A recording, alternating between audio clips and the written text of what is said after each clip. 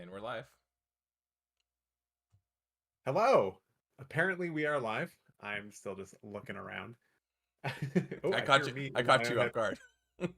It's it. Hold on. All right, we got that fixed. All right, cool. Hi, everyone. Welcome to yet another live stream. My name is Jeremy. You probably are here because you know, hopefully, who I am. Someone you might not know is my co-host here, the lovely Julio, who is the Hello. incredible production behind all of my live streams that I do, whether it's one shots or the charity games or the live stream that I've done in the past and now this way. He also makes all of my thumbnails. So if you hate them, you can direct all of that hatred towards him because it's all on him. I got nothing to do with it. Uh, and that's where we're going. Yeah. So today we are going to be doing a little bit of a fun, just kind of like hangout Q&A live stream. We've got some questions that have come in through Discord. I've had in DMs and YouTube comments and comments on from the poll, not the poll, the post that I put out. And we're just going to kind of hang out, answer some questions about D&D, Daggerheart, YouTube, TTRPGs in general, all kinds of different stuff, and really just kind of have a fun time. And most of all, most importantly, we're going to talk to the chat and we're going to see what you guys have to say as well. And that's pretty much it. There's not really much of a set schedule here. Julia's going to go through a list of some questions that we got. Feel free to ask some more in the chat as well, and we'll be keeping an eye on it. Julia will, I think, be doing his best to monitor chat as much as he can, and so will I. But I'm also a bit of a rambler, as you can probably already tell. So I think without any more delays, because all I do is delay, we can go ahead and get into question one. Julia, do you want to say hi? Oh yeah, sure. Hi. I mean, I guess I'm the person that people don't really see very often, but I am around. Usually, I'm in the background. I do maybe what is it? 1/10 of of the work. Is that how we're splitting that up? Yeah, yeah, pretty much. Roughly 10% of the work. Yeah. But yeah, I'm here. I'm going to read the questions, and if I see the chat, so if everyone has anything they want to say, try to call me out on it, and I'll bring it up while we go. You ready? Yeah, let's do it. All right. So first question was, do all the new TTRPGs have a chance, or will D&D always be on top? Starting off big. Going in hard. I I think that's an interesting question. I think if do any of the TTRPGs have a chance? I think absolutely 100%. I don't. I think there's like a weird, I guess, sentiment that exists where everyone wants to have like this is the D&D killer. This is the one that's going to take the top spot. And I think that's a little bit of a bizarre kind of statement because it always kind of assumes that there is by default going to be a monopoly. Like there Yeah. definitively needs to be this game is the best and everything else is sort of like living under it. I don't know that that needs to be a thing that exists at all. I don't think anything ever needs to be like the D&D killer in that sense. Like Yeah, D&D that has makes sense. monopolized the space. Yeah, D&D has largely monopolized the space for a very long, very extended period of time. But I don't mean that. I don't think that means that there can't or shouldn't be any other games that can do incredibly well and can also be very very successful. Uh, we this kind of in a lot of ways sort of feels like it's the sort of golden age of TTRPGs in a It way where really we have does. so many new games coming out, so many new things. Yeah, from incredible minds like from all different backgrounds and everything from people who play different games, and that's really cool. That's really exciting. So, if the question is, do all the TTRPGs, are there any TTRPGs chance? Absolutely. I don't know. Like I said, I don't know that anything needs to take the spot of D&D and just needs to become the de facto game that everyone plays. I would love to see a more healthy, like diversified pool where people can just play a bunch of different games and just be kind of happy with it. I don't like is that I that's kind of I guess that's where I'm sitting. So I mean, to me, it's a bit like So I'll bring it back to racket sports because Jeremy and I have played racket sports in our lives. It's Yeah, like asking, will there ever be a new racket sport that takes over the top spot? Like, no, yeah, there's just different games and different they're just aspects. different games. They're all racket sports, but sometimes Yeah, you want something a little different. Sometimes you want to play squash, sometimes it's racquetball, sometimes it's tennis. And I don't think I think that a hierarchy like that with one person at the top actually does a disservice to everything. Does a disservice to the entire yeah.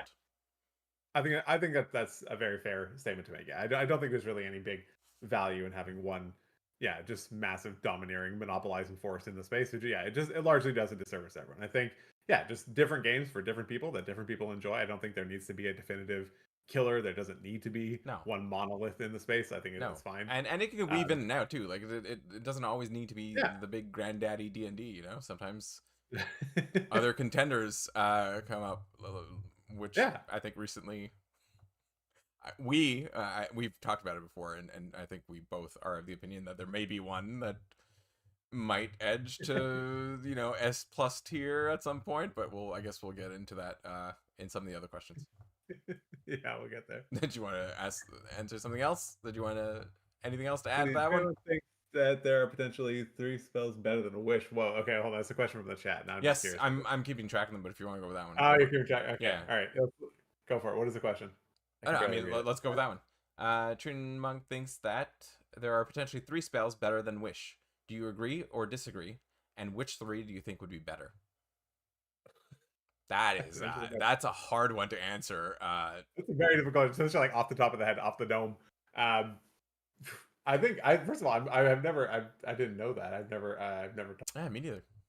I'd be curious to know what he thinks. Now, it's also like, what 3 spells could be better than the spell that can cast like 98% of the spells in the game? Like, and that's that's kind of like the weird question kind of that exists. Now, I guess there's also there's also like a weird thing of like, how do you evaluate like what is the spell in the game? So if you like on a grand scale, Wish is probably so rarely used that it's like, can you even qualify this as like it's so irrelevant in 99.99999% of games that it might as well not exist. Like the fact that it exists is really just for the very, very small subset of players, incidentally, like you and me, who've actually played at 20th level for an extended period, well, 17th and above for extended periods of time. But also not only it wouldn't make sense not to have it. Right, no, of thematically and narrative speaking, in a fantasy world where level 20 is described as like god-like status, it doesn't really make sense that it wouldn't exist.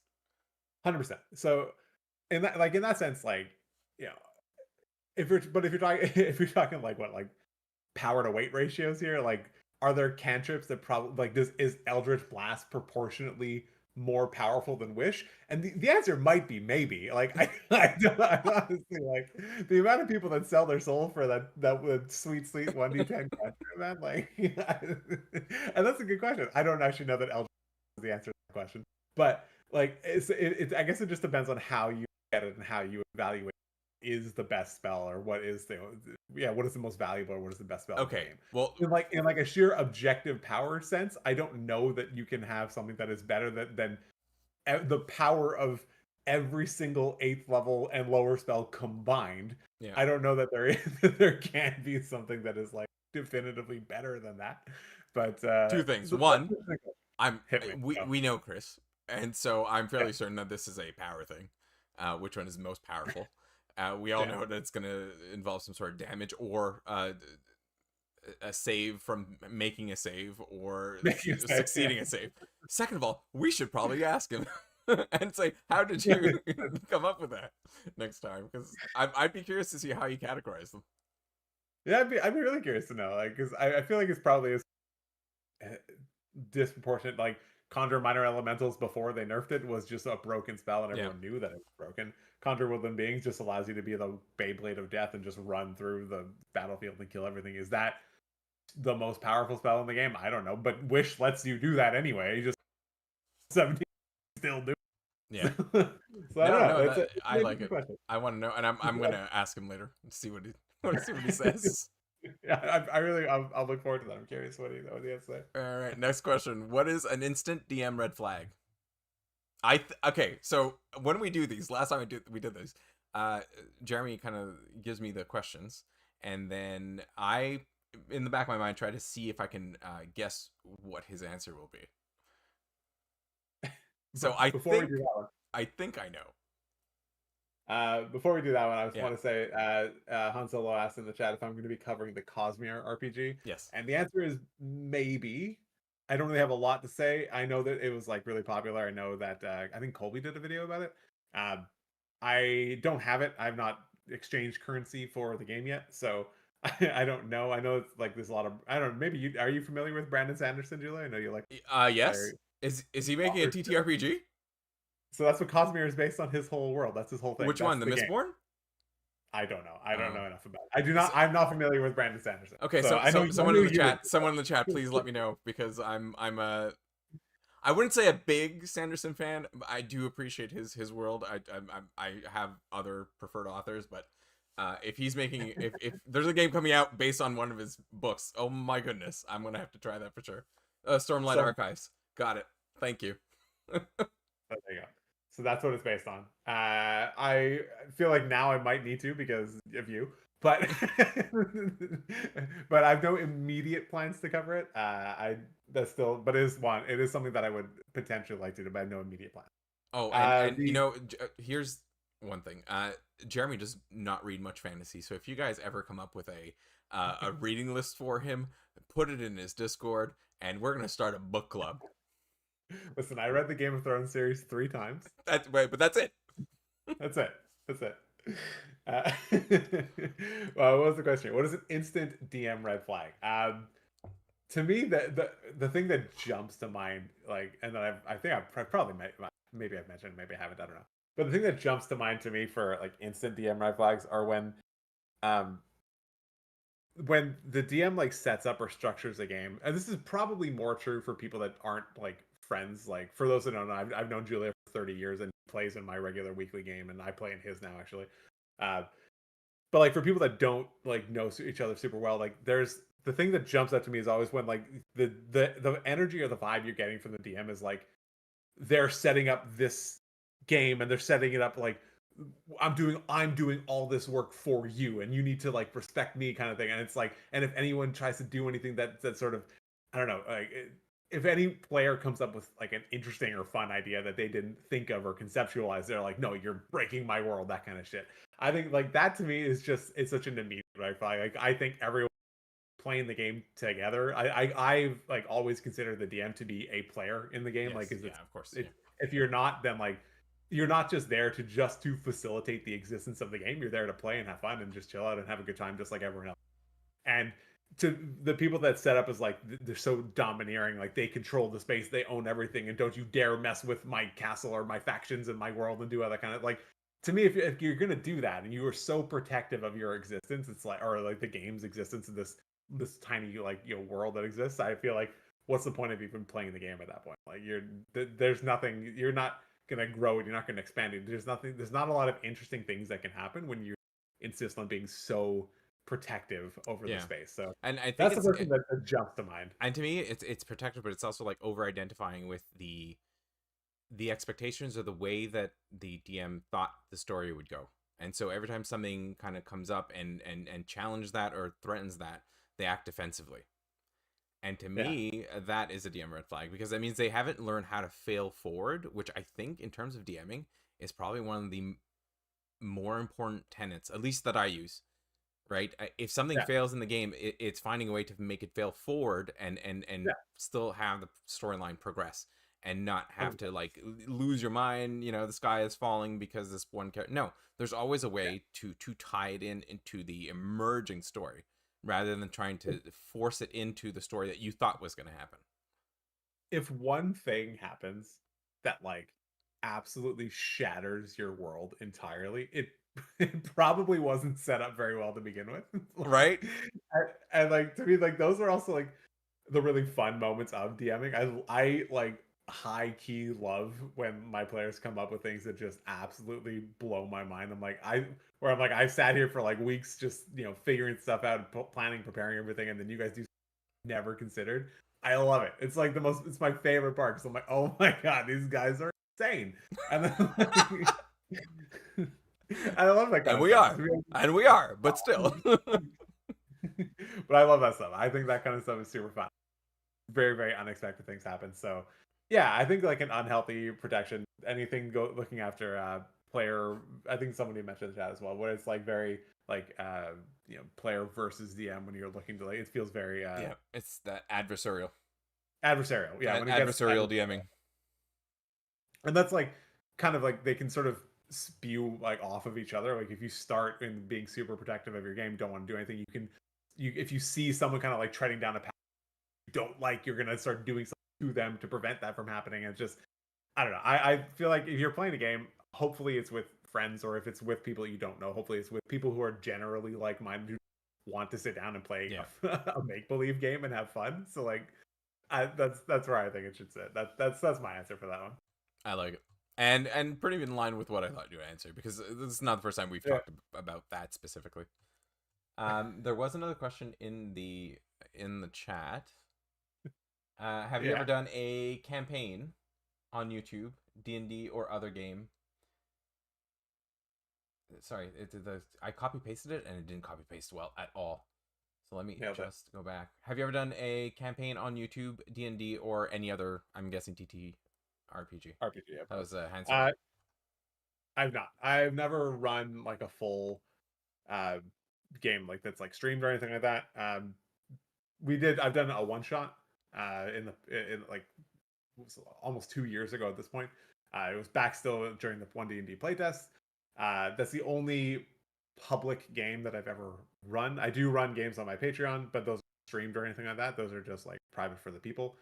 And then we have our like regular weekly game. I kind of wish the game that I'm in for your Patreon was streamed, because a lot of fun. If any of you are in the chat right now and you want to stream it, I'm totally down. I think I've largely spent a lot of time in the mindset like the game is like it's for us. Like we like I never streamed any of it. Like it was for us. It was like not to be a public thing. It was like we started it on our own. We're playing it just to have fun, just to play the game for ourselves. Well, but actually not true. You're forgetting that you have a side project. Tabletop Trends. You're right. That's still so there is a second. I have a second channel. I'll plug my own second channel here. Tabletop Trends. Speaking of which, you still owe us a thumbnail. I know. I still have 24 hours. Leave me alone. Still 24 hours to make a thumbnail. So yeah, Tabletop Trends. We do play other games. We don't those again. Those games are still streamed, though. We do record them, and clips of them do appear in the videos.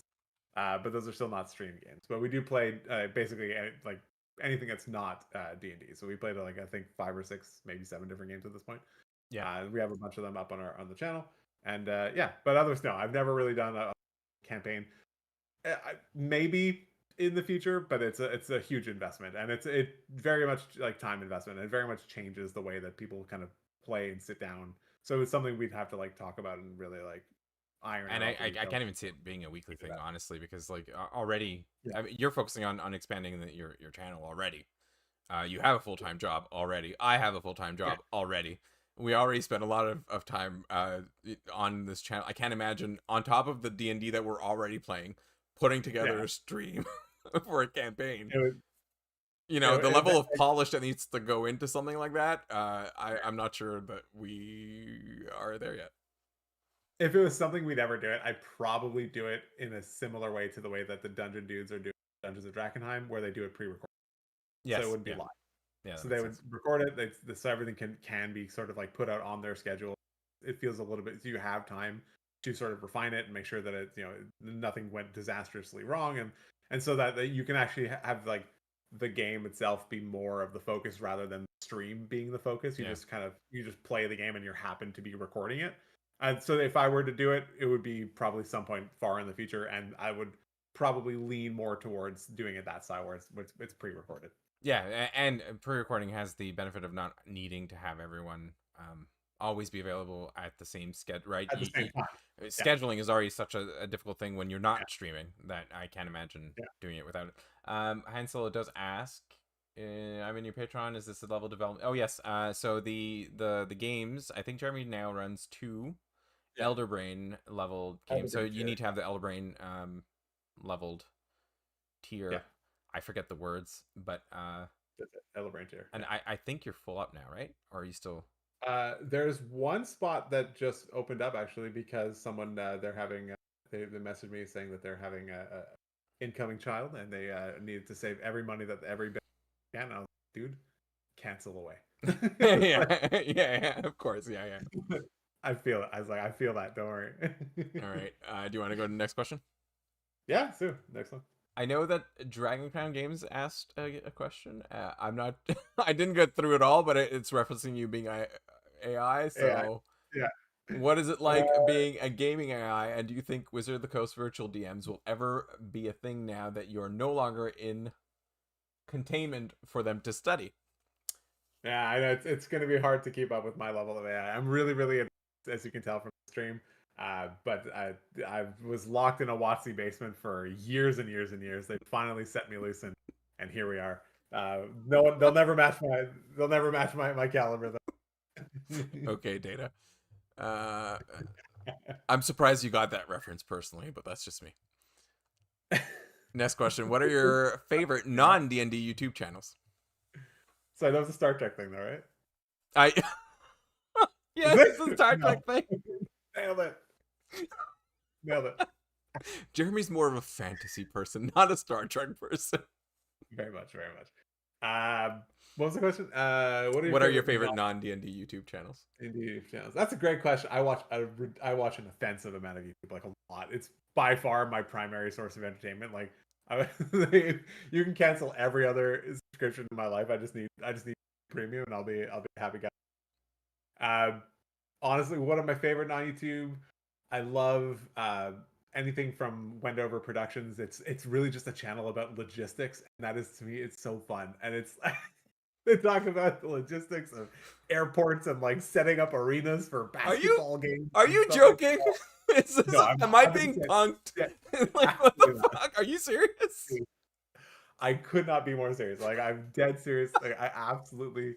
These are like 30-minute videos. They're like investments, and I will like sit down. I strap in. I'm so ready to go. I absolutely love it. Wendover Productions top tier. They have a spin-off channel called Jetlag the Game. They basically play different games all around the world. Also, by probably the most fun thing that is like exists on the internet, and I absolutely love Jetlag. So shout out to any fans.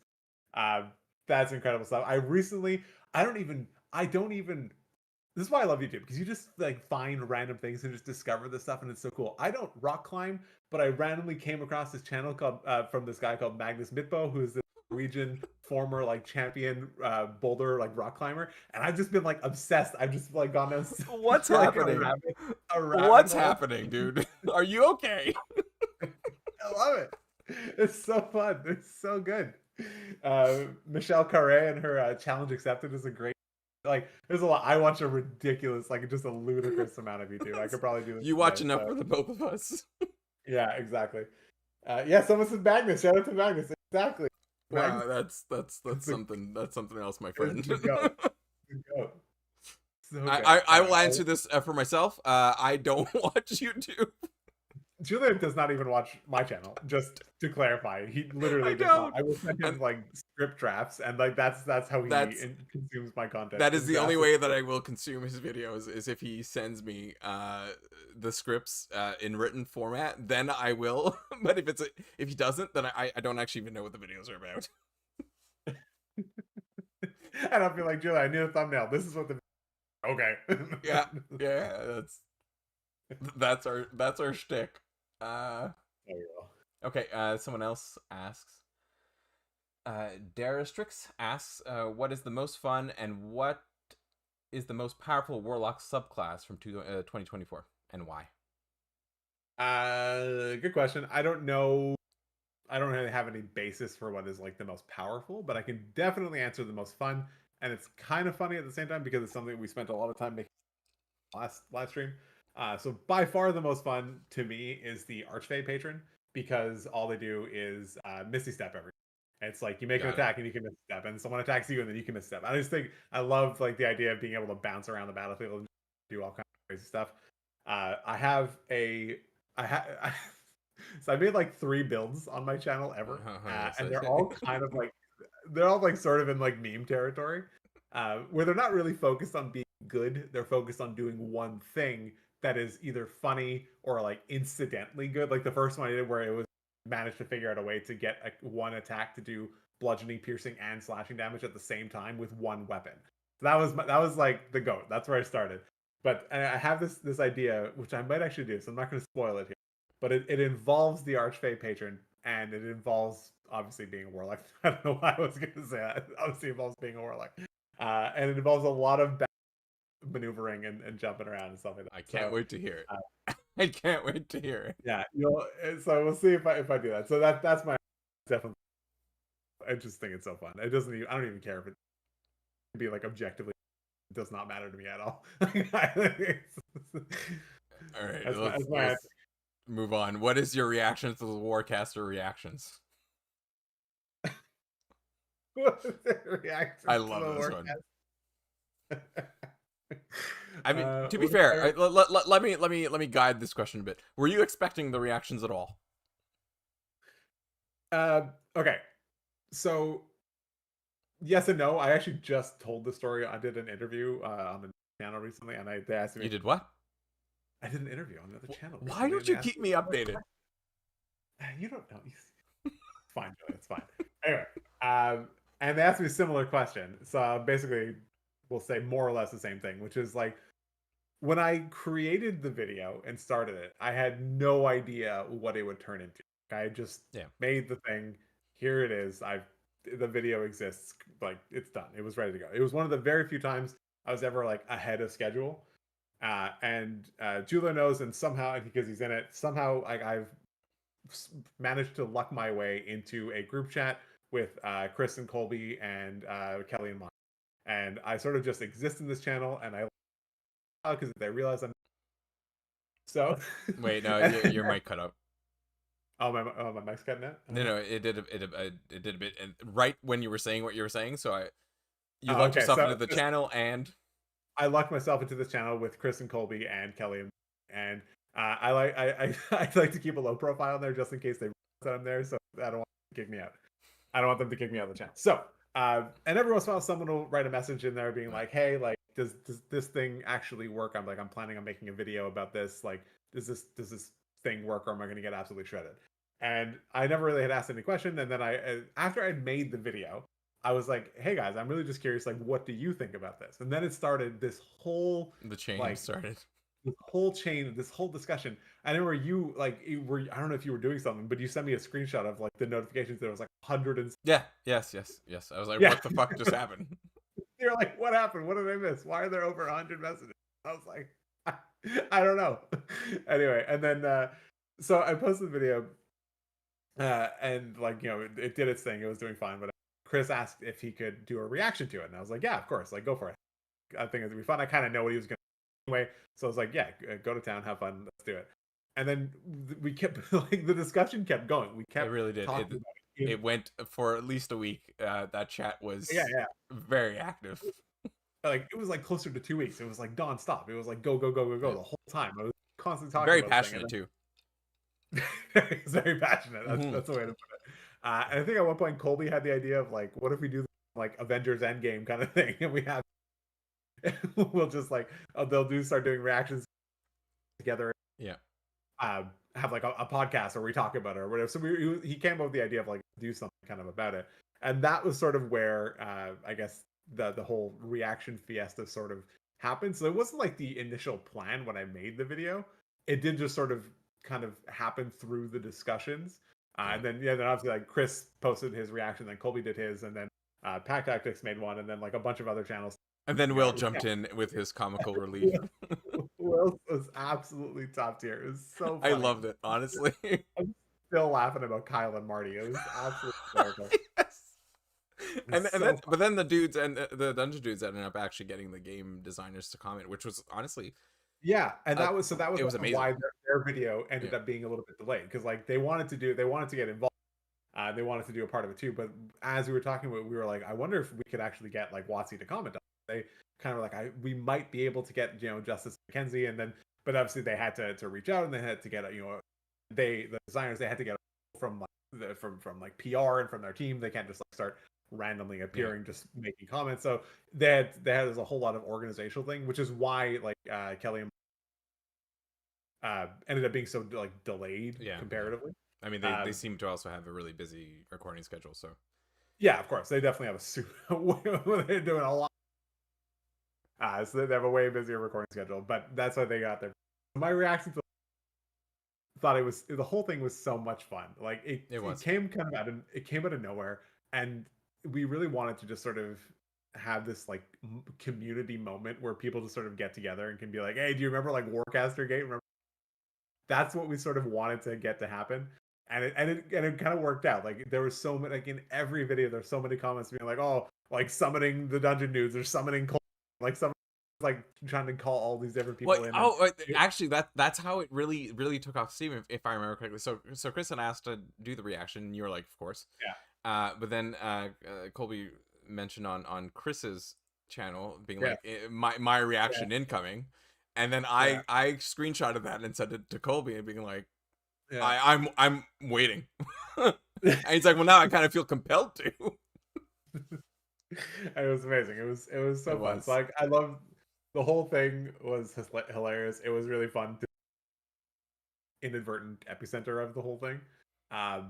Because it wasn't the plan wasn't to do that, but like the way that it kind of worked out ended up being absolutely hilarious, and it's like such a fun thing to be a part of. It was, So yeah. yeah, super here for it. It was a great moment, and hopefully people can laugh about Warcaster Gate and have a good time because that's what it was all. All right, I don't see any more other questions from the chat other than why I don't keep an eye on the Discord. I see. I have ADHD. Okay, keeping up on messages and stuff like that is not always my forte. So if you don't see me around in the Discord, that's why. Jeremy has known this for years. Yeah. I am not to be relied upon for stuff like that. No, no, you're useless. No, yeah. Would you want to go to the next question? Yeah, let's do it. Let's go to the next Would one. you ever switch to fully? Would you ever switch fully to Daggerheart? It's funny. This is also a question that kind of came up. Um, Probably not. I don't really see. I love Daggerheart. I think it's an amazing game. I think there's so much about it that I think is like does a lot of what D&D does in a lot of ways. Potentially even does it better. Maybe something's worse, just or something's different. Um, I think like I don't see a reason to. We kind of it's funny because we started talking about this. I guess at the beginning, right? Like, does one game need to Yeah, like be the killer? Does yeah, like one need to stop? Like, do I need to stop playing D&D so I can like fully switch to Daggerheart? And I still think the answer to that is no. Like, I still love playing D&D. I still get thorough enjoyment out yeah, of the game. Like every time we sit down and we play, or if I'm running the patrons, or if I'm game right, like I still love sitting down to play D&D. So like I don't feel any immediate compulsion to be like, no, yeah, like I'm stepping away from 5e. I don't care. Like I yeah, still genuinely enjoy the game. I'm having a ton of fun with it. Yeah. So I see no compulsion. I see no immediate reason to be like, no, I'm done with the game. If I wasn't having fun with it, if we weren't still having a good time, then like sure, that would be a part of a bigger discussion. You'd be like, all right, guys, like we're all kind of like going through the motions, but no one's having a good time. Like, what do we do about it? Can we shake things up? We just play a different game. But again, I don't see any immediate reason why I'd really want to do that. Nothing is sort of pulling me towards that. If I had to, if I was like forced to drop D&D, yeah, I would probably play Daggerheart. That would probably be my game of choice that I would go yeah. to. And Um, you know what I think? I don't if Daggerheart ever unthrones D&D, I don't think it'll be because of a conscious decision by people. I think this is one of those things that is going to creep in and people won't really notice. It's going to be they're being invited to Probably. play a TTRPG, and because they only really have space and time in a week for one game, and that Yeah. table is playing Daggerheart, they're going to go play Daggerheart. And Yeah. I That don't sounds think it'll good. be like, okay, I need to cast away D&D so that I can focus on Daggerheart. It's just in the reality of finite free time during the week. I think it's going to be more of a shift than like a jump away from Daggerheart. I think that's very much a big part of it for sure. I think it's going to be a lot of that. Like people just sort of, it just sort of happens. Yeah, Yeah, you don't even necessarily realize that it's happening. I think there's another thing to be said is the fact that um, people are people just don't have also a lot of time. Like I know even for us, like you've dedicated the time to learn it because we've played it a bunch of times. You yeah, played in yeah, playtest games with us, and like I played it for like my channel, but I've also played a bunch of games with people. So I've dedicated the time to learn the game. But like if you think about the rest of our group, like I don't really know that they've like set aside the time and dedicate the time yeah, to learning another system. And they're all busy with kids and lives and jobs and whatever. We're all doing a bunch of stuff. So and that's like we're just one very small microcosm of that. Like I think most tables are probably in a very very similar situation where like they're lucky, like the fact that we get to play for the most part weekly, Yeah. And a lot of people don't. They're so busy they're getting play every 2 weeks, every 3 weeks, every month, and stuff like that. Where it's like it's hard to even find the time.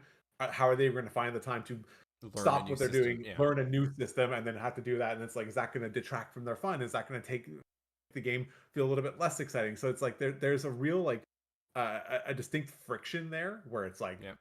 do I want to do it? Is it really something that's going to be beneficial in the long And run? And a honestly, lot of people don't. And some people just want to do a new thing and play a new game. And that's great. yeah. Those people like fucking go for it. It's gonna be awesome. Honestly, I'd argue uh, essentially the same.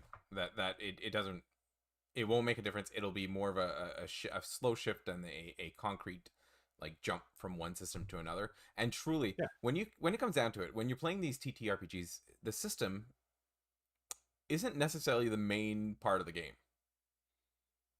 Right? You're not getting together to play the system. You're yeah, getting together to play the game and tell a story most times. And yeah, so the system is just like the mechanics through which that occurs. So really, it could be happening with any system as long as it's got the same like level of engagement and fun for the players. I don't I think the storytelling aspect is game agnostic. yeah, yeah. That's good. I see a couple questions in the chat. I What we got? do, I do. We had one I saw. What character idea in your backlog are you most excited to play? And I think they're asking mostly like, do you have a character Yeah, I don't have the characters that I want to concept? play. Yeah. See Dragon Crown. I bet it's Storm Druid. I'm assuming they're Sea Druid and my famous. Oh yeah, you know what? Playing a Sea Druid would be fun. So I don't actually probably have a good question. I'm not really actually one of the people that has like a massive backlog of characters that they want to play. Mostly because I've spent the vast majority of my time playing as a DM. Yeah. I've never really even had much of a chance to sit down and be like, oh, I want to play this. Um, I think the two things I would the new honestly any of the new monks the new the Man, you really like Warrior of monks. Shadow. I do love monks. I did play a monk in it. The first time I played ever actually was a monk. Warrior of the Shadow Monk. It seems really fun. Just because I love the idea of being bounced between these different Yeah. areas and like stay in the shadow, be the stealthy one, and so it looks really good. Just rogues, the new rogues in general with like cunning strike, deviant strike, just they the sacrificing a little bit of sneak attack damage to do another thing is Yeah. really cool. So I like that concept of what they did with it. So I haven't really like sat down and like been back. I know make characters and they've got like 30 characters just like ready to go in an instant. I am not one of those people. I would I love don't to think be. either of us or any of the people we play with are the No. same. I think it's just when we're presented with the opportunity to play a game, then we start brainstorming. But I don't think any of us really. Yeah. That is 100%. Like I don't have a character backlog because yeah, it's very much like we're presented with the opportunity to play a game and then we're like, all right, like what is this campaign about? What is this world? Yeah. What are you making? What are we making? Like how can we kind of like in I think every session in every campaign that we played, we've actually created our characters together during our session zero Yeah. where we Usually. actually Yeah. like we will be like, all right, we're having our session zero where things are going to be set up. And we actually all make our characters at the same. Yep. So we don't really ever have like this. None of us have this like enormous backlog of characters. We No, we just don't. Yeah. sit down, we get just we talk about the game, we learn what it's going to be, and then we kind of just like go in turn. We kind of just go around and people like make the characters kind of talk about it at the same time. I remember like when Curtis was playing his first game with us in our campaign and started with like Lost Mine, and I just remember like even like literally teaching him the game like Yes. during Yeah. character creation, and we're all just like talking and discussing. So that's I guess that's actually kind of I guess how we all do.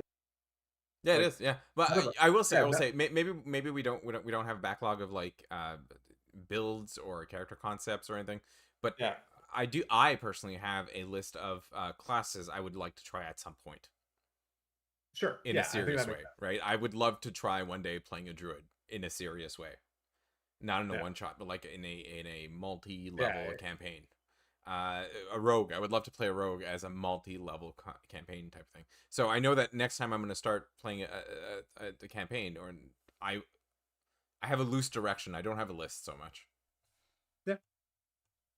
Any other Uh, questions? You have in so the so chat? Dra- Dragon Crown Games is the other Julio, right? Yes. Now I'm going to assume that maybe it's Julio, and they can correct me if I'm wrong. But they said a really funny thing about being in an open relationship with 5e in response to the Daggerheart and like not there needing to be like a hierarchy. So apparently Yeah, Julio just goes with any game. yeah. I love that. I respect it. I respect it. I respect it too. I don't see any other games. Any other questions? Oh, what's a TTRPG you want to play but haven't had the opportunity to yet? Uh, I mean, the big one is Cosmere because I know that's really popular right now. A lot of people are talking. So I'm interested to try. I don't have the time. I haven't had the opportunity to.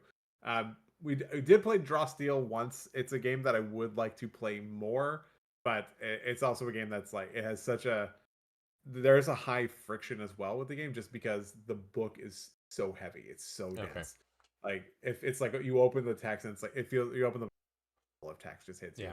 And it's a shame because like I would love to like really sink into it because the time that we did play it and we interviewed for Tabletop Trends, my other channel, we interviewed the lead designer James Intercasso and it was amazing. It was an incredible conversation. The game is designed so well. There's a lot of really fun things, really like innovative designs in it. I'd love to play it more, but it's just one of those. Every time I open the PDF, I'm just like, oh my god. I have three. How I do have I, a script to write. I have a script to write. I had a full time job. I don't know if I have time for this. I don't have time for this. One day, One day. hopefully. One day. Right. Next question. What kind of character elements, mechanical and or thematic, do you gravitate towards when making a character for a TTRPG? There's a lot of character There is. Yeah. creation questions here. It's unfortunate because I don't get to play a ton of characters. So we do play. I have had the opportunity to play in a lot of one shots, and I do play. I have a proclivity towards playing kind of stupid meme characters. Oh, Um, yes, he certainly and does. but I will toot my own horn here and say that I do it very You well. do actually. You do. It is very engaging and entertaining. I wish And one day I was not the DM when you're doing it so that I could partake in it as a fellow player rather than as a DM, but that's just me. I think I have a way of, I really make a conscious effort to not like absolutely steamroll the Yes. discussion Yeah. with the comments. Like I don't like I'll make a joke, I'll do a thing, I have a theme with the character, I'll play it out. But like I don't really I'm very conscious of the fact that there are other people playing a game. Everyone's trying to have fun. So I'm not Yeah. trying to like overrun the game and be a total dick about it the whole time. Uh Oh my but like god, I'm still. What's coming to mind now is your Hawthorne character. that was my first one where Oh I my was not god. not my first one, but that was one of the more recent ones where I just Yeah, played this like spoiled emo kid named I don't remember it was like Hawthorne. Hawthorne Ravens, yeah, but Oh, it was I like don't know. Hawthorne Ravens blood or something. It was something like it was the concept was he was like a super uh very stereotypical like emo kid. It was perfect life, but it's like no, my life sucks, and it was very Tom DeLonge It vibes. was. It was. It Um, was. It was actually very entertaining, and but I it remember it was so fondly. fun. He was a rogue, obviously, because Obviously. he's an absolute edgelord, so he was a rogue. It was a ton of fun and those kind of things. So so for better or worse, I do tend towards just kind of like stupid meme characters So no, but you do that. I in to, one to shot. give you credit. To give you credit, you do only typically reserve that for one shots. In the campaign Yeah, that we're yeah. playing now, you're playing a very serious character with some serious flaws, and I'm He enjoying is a funny I'm guy. enjoying him immensely. That is true. That is true. And but He I is, will say that you do tend to gravitate towards flawed characters. They all have a thread of character yeah, flaw, which they yeah. are typically oblivious to. Yeah, that is a good way of putting it. Yeah, Being oblivious to it. But I think like there's a little bit of humor that you can often find in there, and I think that's kind of tends to be where I gravitate towards yeah. because I like to just make jokes at my own expense a lot of times. So I think I do that with my characters, where I sort of make jokes at their own expense, uh, Or you try to which is kill them, whatever. I never try to kill them. I don't go Yeah. out of my way. I Okay. don't have suicidal tendencies with my characters. No, no, no. All right. It's Next. sometimes it happens. Sometimes it Sometimes happens. what do you get? Stop it. Like sometimes you gotta shoot It is someone what in it the is. face. I don't have the gun. Our favorite pre-written adventure. I've said this before on my channel, and I stand by it that I think Dragon of Icefire Peak is absolutely incredible. It's not like the best in terms of like, it's not changing any worlds. It's not like, oh my god, this is riveting fantasy. No one has ever come up with the idea of dragon town. Like it's just that I think it is absolutely, it sets out to accomplish something, which be a starter adventure. It Yeah. is like part of the D&D Essentials kit. It sets out to do this thing, and it does it in such an incredible way.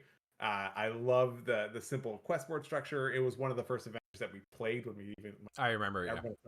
when I started getting a lot of people into D&D, and like the structure, it lends itself so well to learning the game, having fun, figuring out where like what your characters can do and what like this the whole open world really means, and like how you can sort of interact with NPCs and change your own fate and get these different rewards, and certain quests will come and go, and Yeah. the different threats will emerge, and you'll have to then like at some point, because it's like a 4-part adventure going to level 13, like eventually like different factions show up. I think that And the starter kit, at least I haven't read the entire all of them, but I think they spent enough time on it, polishing it, um, uncharacteristically for Wizards of the Coast, and made it very DM accessible. it was If that makes 2019. sense. They're But still doing good they things. polished it in a way that the information was presented in such an accessible way for the DM, Yeah. whether the DM is new or a veteran DM, that it makes it it gives it a different vibe. Yeah. It really does feel like a predetermined module that you're playing within, rather than a thing that the DM is kind of like putting together. If that makes sense. It does, but like not, and it's but like not in a bad way. It's not like you don't. But as a DM, you don't also feel like restricted as though you couldn't do things. You feel like you've been set up for Yeah. success. I think is a Yeah. good way to put it. Like the book does a really good way of doing that. So I really like. I've gone Dragon of Ice Fire Pig. I think it is the goat as far as starter adventures go. I know Lost Mine of Fandelver gets a lot of love. I have also gone on record multiple times saying that I don't like Lost twice. It is not my favorite adventure. Not because it's bad, but because I think it's a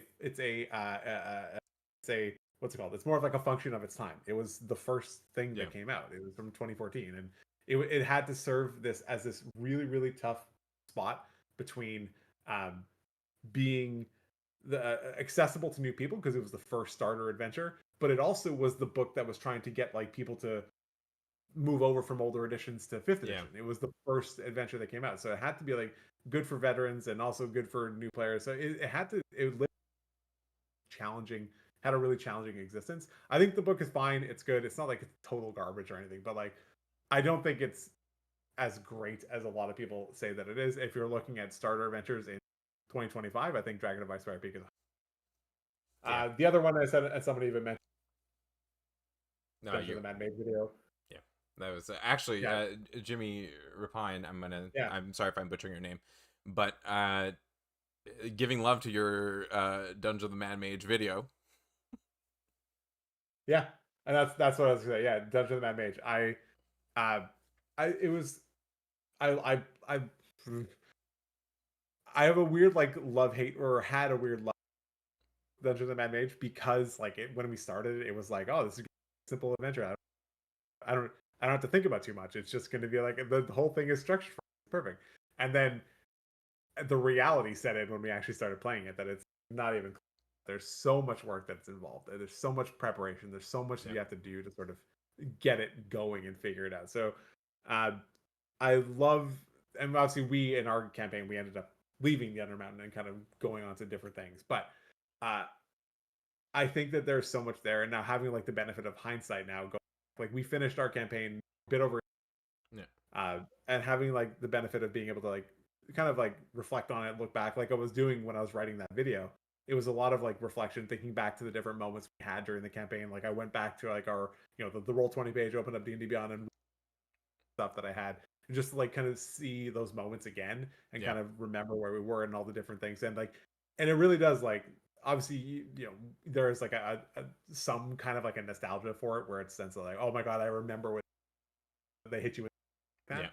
But like, the book is really good, and it is a tragic adventure that I don't think a lot of people realize how the sad and tragic overtones that, or undertones, that exist in it. They just see it as this, oh, it's just a silly hack and slash, you don't have to do anything.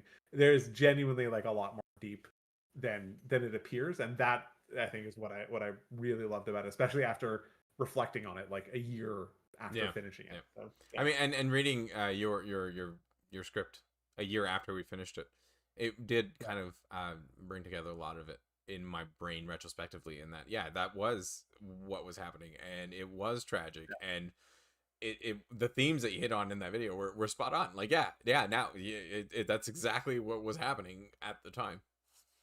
Yeah. All right, well It was then good. we can move from that to what is your least favorite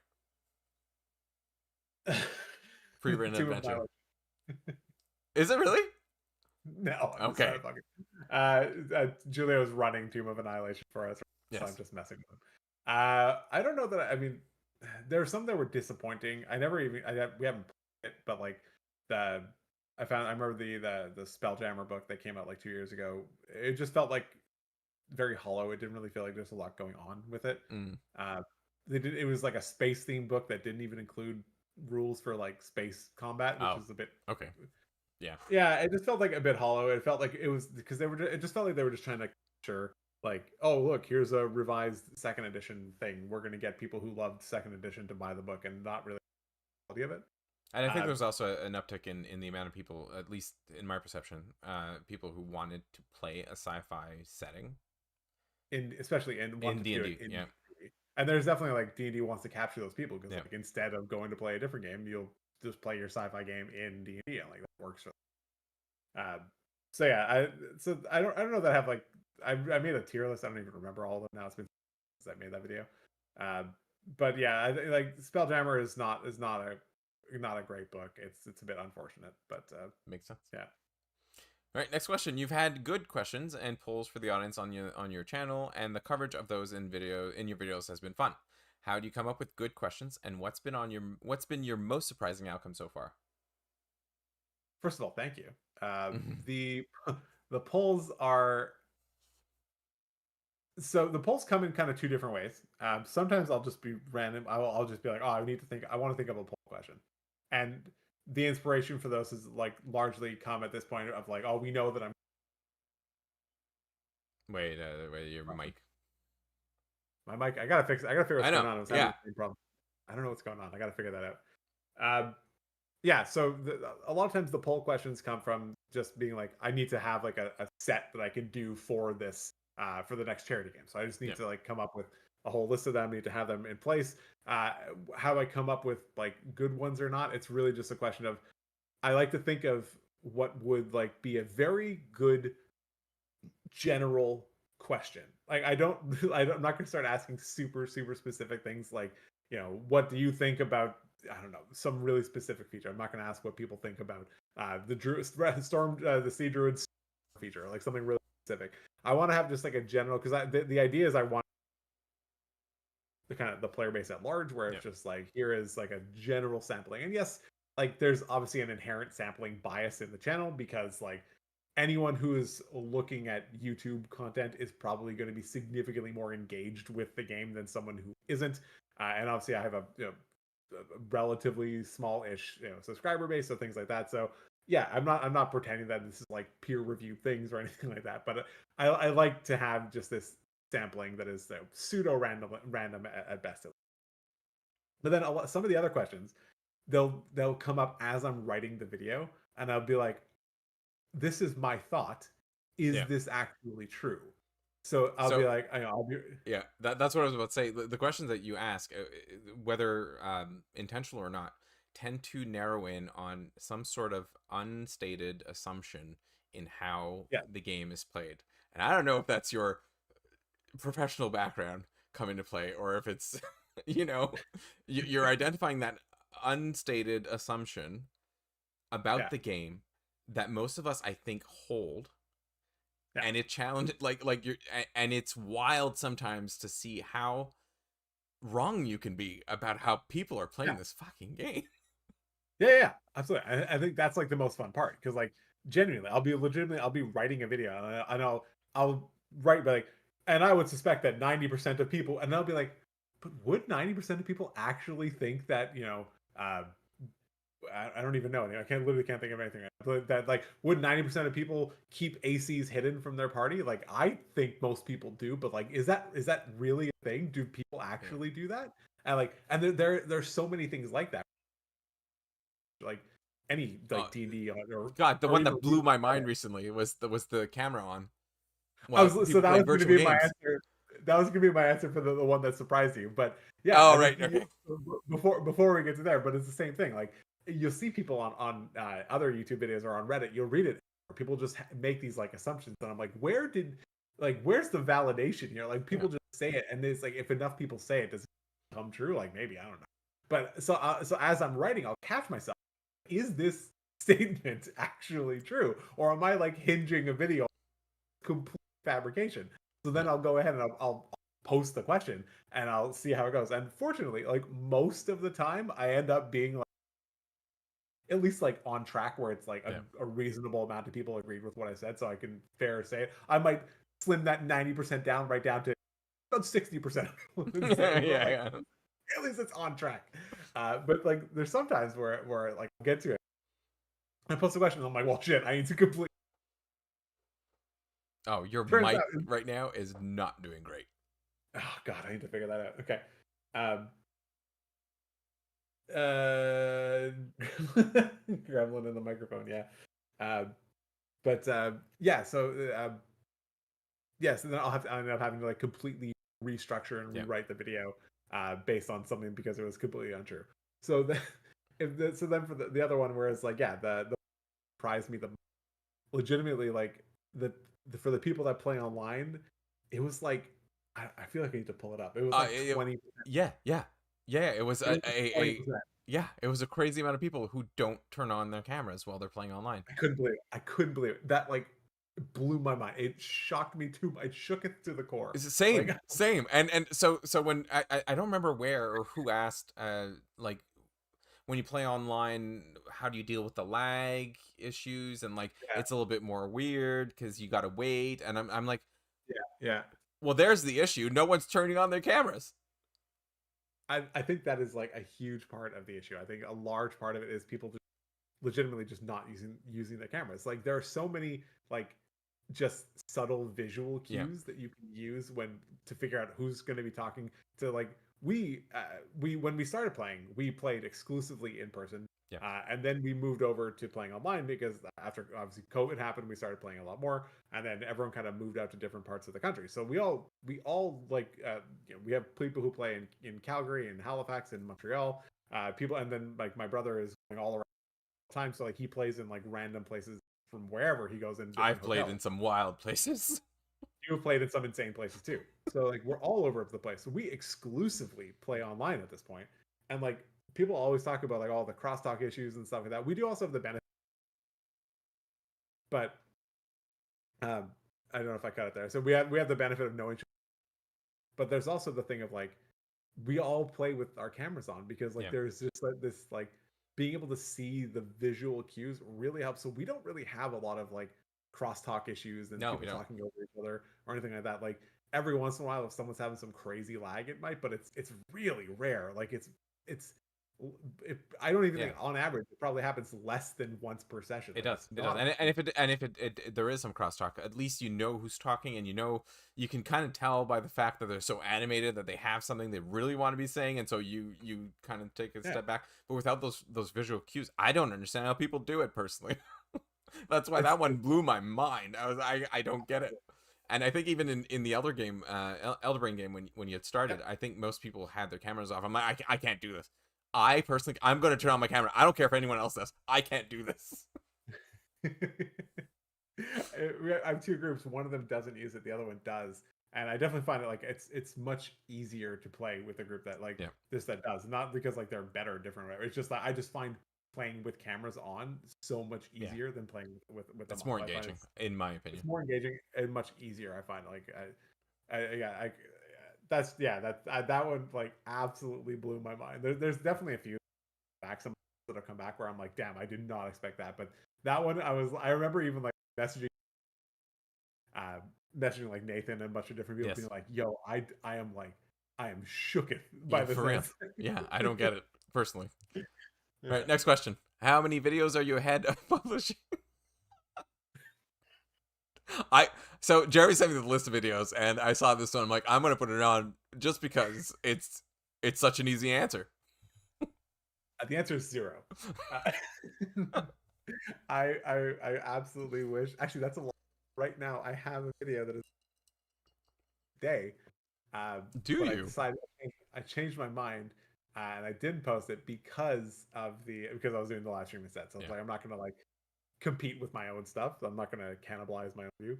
So I was like, I'll just wait it on. But I do. So right now, I actually am sitting on a video. Very, very, very rare reality for me. Yeah. So, but typically the answer is zero because I have a wife and child, and I do YouTube and I try and do it a lot of time. So yeah. So being able to, I would love to be like a week or two ahead of videos. Like that would be a dream. But it rarely happens. At best, I'll finish a video like a day or two. There are days where I'll be finished. Like I usually publish on Friday mornings. There are times where I'm like, it's like Thursday at like 1 a.m. and I'm finishing Friday morning at like 6. I'll get up and like, like and I then got I'll get a very yeah. You distraught need message saying I need a thumbnail now. yeah, a lot of that does happen. A lot of that does. All right, next question. Oh, if you had one dream celebrity that you wanted to guest star in your game, and I'm gonna stipulate here, that you'll be DMing for them. Who would you want it to be?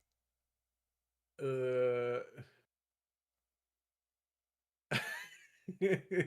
you really want me to ask? I don't even know. Celebrities that I want to guest star in a game. Who's like? I don't even. I have no idea how it answers. Okay, go. Let's narrow it down then. Maybe another YouTube creator. Uh, I don't know. I don't have.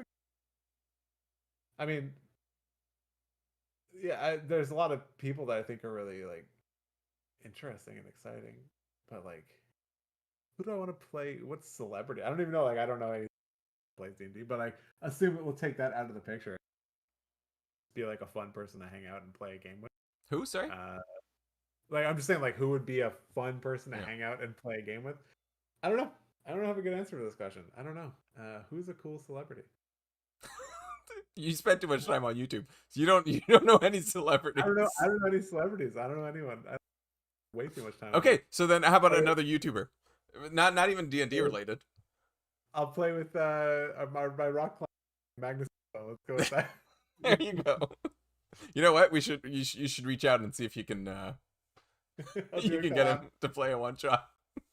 Do a collab. This guy with like 4 million subs. Yeah, that's good. Why not? Nathan Fillion. That's good. Nathan Yeah, Fillion. and Jimmy Rapine says Matt Mercer, which I think is the Matt easy Mercer. answer. Yeah, so I Any didn't of want to say them, Matt Mercer. any of them Yeah, would be honestly, great, yeah. right? Like if I'm picking from Critical Role cast, Matt Mercer or Travis Willingham would be my answer without a doubt. Maybe Sam Riegel too. Like, but like those are just Yeah, I didn't want to pick those ones because they're just like too easy. So I was kind of actively trying to not choose them. yeah, that makes sense. To me, it'd probably be someone like Steve Carell, honestly. Okay, actually, Like that's a good answer. you know, anyone from the improv type of world, I would love to play with, because I I can see think that. it really primes and sets you up to be a really engaging and entertaining player in D&D. So like someone Yeah, like Steve Carell would probably be where I'd land on that. I like that. That's a great answer. I'll go with your answer. That sounds fun. You go my answer. Are you just like the thumbnails? Just like You just take the credit. 100%. All right. Biggest oops moment as a DM. oops moment as a DM. Uh, what is this to say? Stephen Colbert is looking for. Stephen Colbert also does play D&D. He had a whole. There was a did with Matt Mercer. Not So I don't know. surprised. So I don't know if he like regularly plays, but I know that there actually was a shot. It was like a single player game at Yeah, Randall. that's definitely someone I would also play. Like, of course. Honestly, I feel like, but that's kind of the same thing. Like, I think Stephen Colbert would probably be incredible Yes, to yeah. play. It's anyone who can improv and think quickly Yeah, on their feet, or it's going to be interesting to play with. yeah, I could see that. That'd be really fun, actually. Uh, my biggest oops moment. I don't. I don't know if I. I think I reject the premise of it. I Okay. don't think there's. I don't think there's such thing as an oops moment. I think every mistake or anything that Okay. happens is this is gonna be wishy washy as fuck. But I don't. I don't think that any mistake is inherently problematic, unless it's like yeah, unless it's like objectively ruining someone's day. And I don't really think we've had any moment like that where something happened that like maybe Brandon something happened where it's like now it's like this is the worst thing. I hate this game and I'm back. So like I don't know that there's I don't know that I've ever had any moment that's Bob Ross. I don't know that I've ever had a an oops moment. Yeah, I think it's they're all what is it? Like, every Happy mistake is accident. Yeah. yeah, a happy accident. There we go. Everything's a happy accident.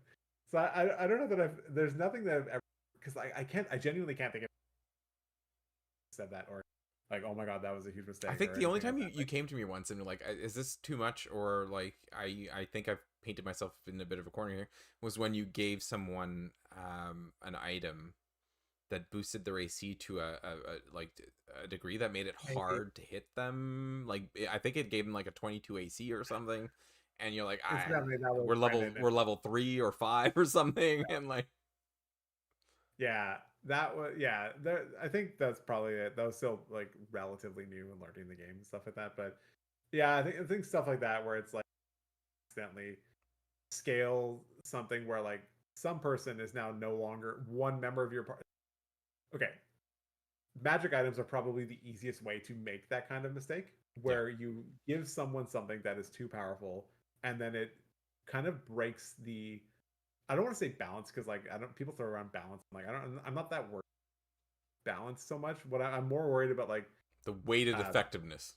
weighted effectiveness, relative scale, things like that that are like concerning to me. So like if there's four players in a game and one person is not challenged by anything, one and then someone else at the other end of the extreme challenged by everything, and then there's two people in, like it is just such like a wild uh like just it's just such a different experience for everyone playing the game. And like that's very hard to run for and Yeah, also very hard to enjoy because like one person is just steamrolling everything potentially at the expense of other players because if they can just dominate an encounter no one else feels like they're contributing. And if someone always feels like they're second have sufficient equipment or stuff like that then it's problematic because that person just feels like they're a drag and they're a burden on the yeah. party. And And like, as a DM, as you're designing the encounters, you can't throw something at them that'll no, it's hard. challenge them proportionally.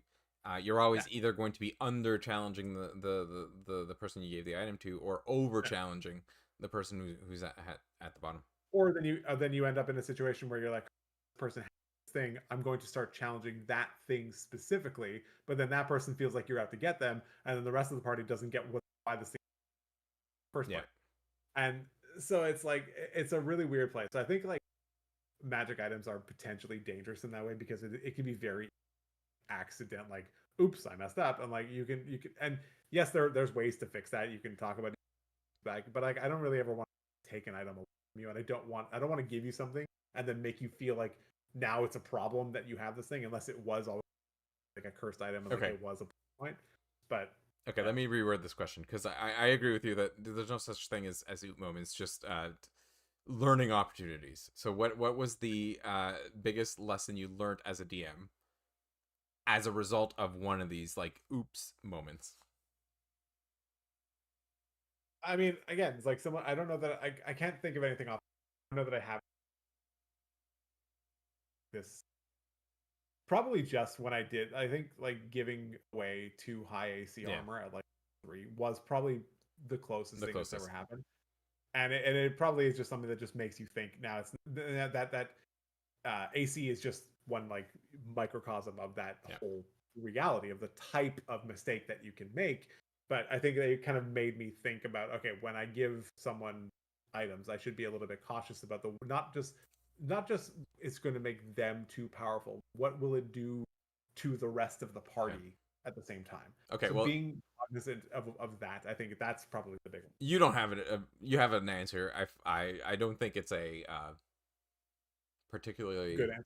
Uh, no, no, it's a good answer. I just don't think you're taking a stance either way, and so you're answering it. But so I will That's the interject lawyer with my way. own. That's the lawyer way. We don't take I stances. know, That's the lawyer. right? I will take. I will interject with my unsolicited answer. Go for it. Hit me. It was when I started running skills challenge for you guys. Okay. Yeah. Without, I thought running the skill challenge, I would just say, okay, this is what's happening. You're in this situation. You're going to be using. You tell me what you want to do, right? Okay. And then in the back, behind the screen, I'm calculating the skills challenge. No, no. The mistake I made there was not communicating what a skills challenge is. You are in a skills challenge. Here are the exact rules by which we will be doing this. And Yeah. I thought to me that was divulging too much of the behind the screen mechanic. But what ended up happening is that you guys just floundered because you weren't sure It knows what was too. happening, right? Yeah. And We so just every time now that I run a skills challenge, I'm like, okay, skills challenge. You're going to be using your abilities, and I need you to come up with creative ways of using your abilities in order to tackle this encounter. And for every success, this will happen. For every failure, this will happen. Whereas that was the part that I had kept behind the screen at the time. yeah. Yeah. So if you want, my biggest move and the biggest lesson I learned was always be upfront with some of the mechanics behind the screen. Don't hide them, thinking that Making it better. you're making it better Yeah. because they're I think it's that's like actually great. I think that's a great answer. I think it's a good answer. I think it's also telling that like yeah, there sometimes like sometimes more is more. Just like giving people more information is yeah, actually yeah, valuable. And instead of just like watching your players flounder and to like just struggle to do something, and it's like because no one's having fun in no. that moment when no one knows what to do and you're just like I don't know what I can do or what I should. Yeah, that's probably the lesson there. Is just just tell them, give them a little bit of information. Divulge more of the mechanics. Don't be scared to don't hold all the cards behind the screen. Yeah, Essentially, yeah, the more you say, sometimes the better. Like you said. yeah. Next question: More. what's the best snack at the gaming table? Ruffles all dressed chips. Oh, really? Absolutely, 100%. I don't. I think I'm pretty sure this is a Canadian thing. So like, if It people is. don't It know is. Yeah, Americans will what know it what this is, is. yeah. So I don't think How do you Americans will know what describe it? It's like it's the best chip in the world. So I don't know. it's like So barbecue meets salt and vinegar a little bit. Like not really. a Barbecue. little bit. It's so much better than barbecue, though. It's so It much is. better. Whatever. It's not my favorite. They're not my favorite. It's odd, no, it's And the best chip. It's also the best not chip. what I thought you would answer. What did you think I was going to answer? It's sweet. I've seen you eat 9 kilograms of it. I don't even know. Cookies? They come from Costco. They come from Costco. They're round, about yay big. There's a nut in the middle. M&M's? Oh, chocolate almonds. Oh my Chocolate god. almonds. I could eat my body weight in chocolate I almonds. so every year Jeremy and I try and buy each other a Christmas gift. That is nerdy somehow. But I think one year I sent you like $50 Did. worth of chocolate almonds. It did. It was incredible.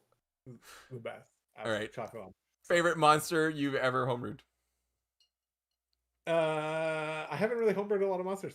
I've made slight tweaks to monsters here and there.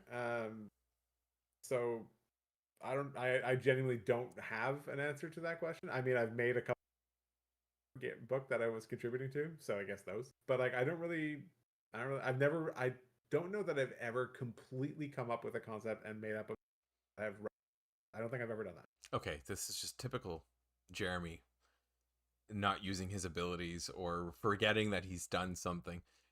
You don't remember you made like 10 or something creatures, and I ran one against you, and you didn't know. Oh, yeah. Sorry, I think about like for me that like I've run. Like I didn't run that. You ran it against me without me realizing. I saw mentioned an ability. I was like, oh shit, that's I made that. I mean, but in they're not saying the favorite that you've used, but just that you've homebrewed. We've ever homebrewed. Okay, so Yeah. I made this whole like string series of monsters that one day I will finally release. Uh, but it was we had I loved like the idea of like messing with people's dreams and their brain and stuff like that. I think it was a really cool concept. So I had this whole like I think I made like I don't know, it was like 3 or 4 or 5 different monsters that were all based on like manipulating dreams and like affecting And people sleep and and causing and sleep and causing illnesses and doing all sorts of weird things with that. And then we ended up having a campaign where and there ended up being some sort of like dream sequence, and Julio ran it against against us, and I didn't realize it was happening. Oh my god, he said the thing. I made that, and then it was really it cool. And that was was a ridiculous amount of rounds before you're like, wait, I wrote this. yeah, that was fun. That was fun. It was cool. I like that you didn't tell. But those are cool. One day I will finally. What are some of the glaring design voids you see in 2024? And that is from some insert name. Insert name. Glaring design voids. I mean, if I'm gonna go with the meme answer, I would say the Seedr because I got. um, I don't know if people will catch on to the joke. That's fine. I think chromatic orb. I don't know what's wrong with chromatic orb. It's cool that it can bounce now. It's pretty fun. Sick as Yeah. hell. I think it's really fun. That's just a hard We get the that's a joke. hard one to answer because you need to like consider the Yeah, entire I need to, frickin' like, 2024 rule set yeah, I need to like probably on the stop and spot. think about it to like Yeah. really give it I think so. I know when you put it past at the higher levels, yeah, that's it does get bigger. I know Nathan from about what is better, Fireball or Chromatic Orb. And I Okay. think his answer actually ended up being Chromatic Orb is actually a better spell based after you upcast, Oh, which okay. is pretty insane. I think that's what Jimmy was saying here. Um, I think, yeah, I mean, I think that's a good point. Getting more mental stat feats. I think, okay, Yeah. one of the things that I kind of mentioned, I don't know if it's like a glaring design issue, but one of the things that I've always liked is that fighters get 7 ASIs. Okay. They get more. They get 7 ASIs slash feats, so you Sure. can Yeah. pick what you want. Rogues get 6, and everyone else gets 5. And Yeah. that's every. I think there is so much more play with that. I think that could have been an interesting design element to kind of like mess around with. If more martial characters, if like maybe fighters get one just every 2 levels, fighters not, and like maybe barbarians get like 7 or maybe a wizard gets 3 because they spend so much time staring at Yeah. they're getting so much power through spells that maybe they get 3. They don't get 5. Yeah. I think that like maybe there's something there that could have been to like really dynamically scale based on class the amount of feats slash ASI. Well, I guess now it's just feats because ASIs are Yeah. so. So I guess just to scale the amount of feats based on your class, I think there's a lot of opportunity there, and they didn't do anything with it. I think fighters still get 7, rogues still get 6, and everyone else 5. I don't think someone can correct me if I'm wrong, but I don't think anything changed on that. So I think that could have been an interesting. People always talk martial caster divide, like are they so much better? Like this could have been a very way to afford certain subsets of classes Yeah. more power without really doing a whole lot. They just get to select from another predefined list of power. So it's not even like unexpected power that you've already controlled for in theory. Yeah. Well, you know what? Um, I think that does answer the question in that that is a gap in its untapped design that could have I think happened it's that untapped. didn't. Yeah, I think it's untapped. It's definitely something that could have happened. Um, that was probably like, yeah, I think that would have been really fun. I think that would have been. It's weird too because like they've already done it. Like fighters Yeah. already get more, rogues already get Why more, and not? then they Why just not really lean stopped. into it? And then they just stopped. All right. It's Next like when question. fighters get 8 because of fighting styles, or I guess yeah, if you consider which I guess they also technically are. Yeah. What are your thoughts on the future of digital tools like D&D and Beyond, Foundry, and or other VTTs? I'm a huge fan of digital tools. You know this. I don't know if people know this, but so for me, I have this enormous collection of like 5 ebooks. I even have fourth edition stuff there, but none of this is open. I never. These books are in pristine condition. One day I will tens of dollars. But but I don't. They're not open, and the reason they don't open is I am blind as hell, so I can't actually read the text in any of these books. So these are strictly collection. They're just my flex that I have there. Their They're decoration. nothing. They're decoration. They're nothing but decoration. I don't read that. I can't read it. So I use pretty much exclusively digital tools when I'm playing, when I'm actually reading, when I get a new book, I get the physical one, but I also digital actually so I can actually read the book. Otherwise, I literally could not play. Like prior to D&D Beyond, like the idea of like actually reading a D&D book would have been like it's disastrous. It sounds horrible. Like I would have a headache after like 3 minutes. I can't do it. Especially the text in these things. It's like 0.8 font. It's insane. Oh, and then sometimes the contrasting it just didn't really make it accessible. They're not accessible. And like the font size in the 2024 books has actually very slightly increased. Not enough to matter to me, but it has slightly increased. I still can't read it, so it doesn't matter to me. So my thoughts is like I love the idea of digital tools becoming better, more ubiquitous, and more accepted and played and all that kind of stuff. Because strictly from an accessibility standpoint, it would make my experience and probably a ton of other people's experience a lot better because they pick up this book and like I cannot read any of it. I need it on a different format. So strictly from that perspective, I would absolutely love digital tools to become like I selfishly I'd love digital tools. It does seem like they're kind of trending toward that. I know a lot of people are upset about that. I love these for the decoration. They are having them as a collector. I will continue to purchase them as long as they continue to create these because I love having them. I love the physicality. Beautiful, so well designed. They look incredible. I love having them, but I don't like need them because they serve no function. Yes. Yeah. So as far as digital tools, what are my thoughts on things like Beyond that? I think it's great. Like I even said before, like, we play exclusively on 20. And I think those kinds of tools are important, not just because like uh, it's easier to play there than it is to get together, which it is a lot of times. Groups like ours span thousands of kilometers. Like, yes, if we didn't have it, I don't think we'd be playing weekly together. I think the solution that we'd have to MacGyver together in order to play would be a barrier to us playing. It would be some really janky setup that involves like webcams pointed down at the tables, and I've done that. I've done that to play Gloomhaven before VTTs were a thing. I've used webcams to do something like that, and it just the setup just makes it a barrier for tackling.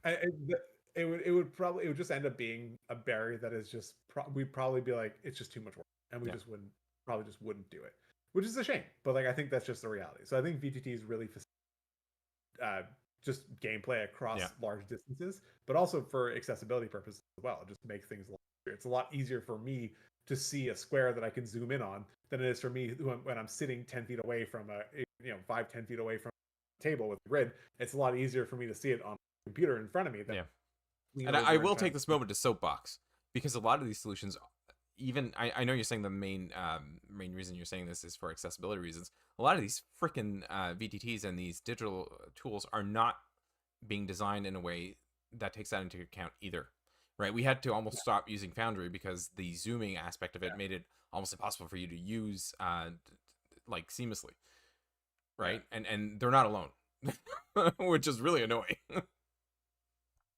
Absolutely. I mean, like even just like D&D Beyond, like I use that for everything, but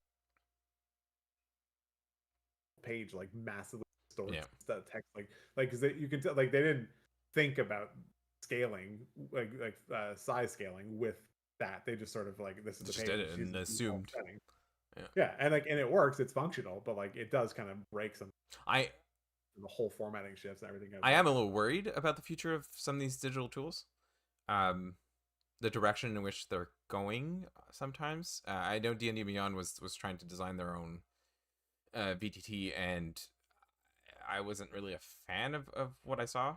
and so I am a little The worried. the 3D one? Yeah, the 3D one, and like it made it So it's making it digital. into Yeah. like a video game. Like that's the one thing that I'm afraid of with these tools is that they're going to gamify the TTRPG, and to me that goes Yeah. against the zeitgeist of what TTRPGs should be. Like Yeah. it shouldn't be a video game that you're playing. You're playing a TTRPG because you want to be playing a tabletop game. Yeah, I see. Jimmy saying maps on D&D Beyond is very good. I know it exists. That's their basic Yeah. like 2D VTT. I've not actually used it, which is hilarious because like I own everything on D&D Beyond. So you think that like we would be able to use that instead? You know, maybe we should. Maybe, Maybe we should try it. especially because the last time we played Roll20 was having it out.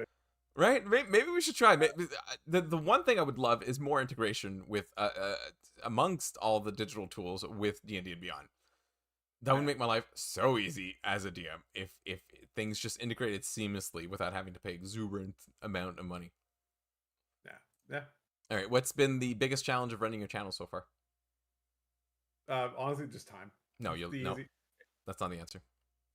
Time is 100% Nope, the answer. it's not. Like, what's the answer? Tell me. Your thumbnails. Okay. Okay. You got me. You got me there. I'll concede that. I am like, hey, Oh, Chris is here. no, so my thumbnails are absolutely atrocious and embarrassingly bad. I spent years making the absolute like every time I used to forget that they even I I know. was like, oh God. Every time I finish a video, I'd be like, oh my God, I die a little bit inside, and it was awful. And then Julio very graciously offered to start making my thumbnails this year. I think you started, if people want to go back and look, I think the first one you did was one of the stat. It was one of the stat blog videos. It might have been the video. No, that wasn't the first one. First one was about Daggerheart. Oh, it was. It Yeah. was. It was one of the Daggerheart playtest ones. Yeah, it was. And those were really great. That really. But outside of my absolutely atrociously graphic, I think the other thing is time. Like I just Yeah, I your have time. Yeah. full-time job, kids, wife. It's just a lot of work. So And you don't do this full time. Well, I mean, you do in that you're adding full time hours to it, but this isn't your full time job. 100%. You have a full time day job on top of Yeah, this.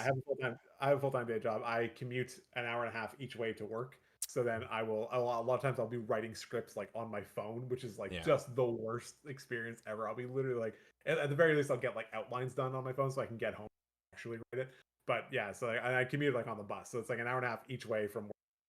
So I spend like a lot of time just like writing stuff down. Yeah, Chris, we're aware that his microphone's cutting out. I know. I gotta figure out what's going on with this microphone. The man refuses to buy any audiovisual equipment, despite how much I badger him. Do you have one? It's an actual microphone. I wonder if I switch to my webcam mic, but I don't know what's going on with that. It's been getting progressively worse though. Yes. Yeah. So time is definitely the time and graphic. Absolutely zero graphic. Yeah. Well, I mean, so you know, once I started making these thumbnails for you, I remember that like this is to go back to like the things you do as a teenager or the interests you have as a child really can go forward with you and become a skill in your life that you hone in and then become kind of like decent at. Jeremy and I used to run a gaming forum back in the 2000s, and I was always the person who did all the graphics works for that. And ever since then, with having done that together, I think whenever there's a graphics thing that's come up in either of our lives, I'm the one that does it. Whenever there's what? And the incredibly off chance that someone knows happychicken.org, that was it. But Can also, if someone happened to play Wolfenstein Enemy Territory a lot, we ran a server that was definitively the most popular server in that game. It had like 800 spaces before it, and then it was leaked, so it was 1337. It was always full. It was a 128 player server. It was full 100% of the time. Yeah. And we ran a server, and we played a lot of Wolfenstein Enemy Territory. So in the incredibly off chance that someone remembers the or Happy Chicken, there now you know. There we are. Actually, I mean, so I don't. This is a little improvised, but if we wanted to get Chris on the call and have him answer the 3 spells, I think he did. Apparently, someone said he did. It was already answered. No, but he can be added to this call. Yeah, but apparently the question has been answered. Oh, okay. Never mind then.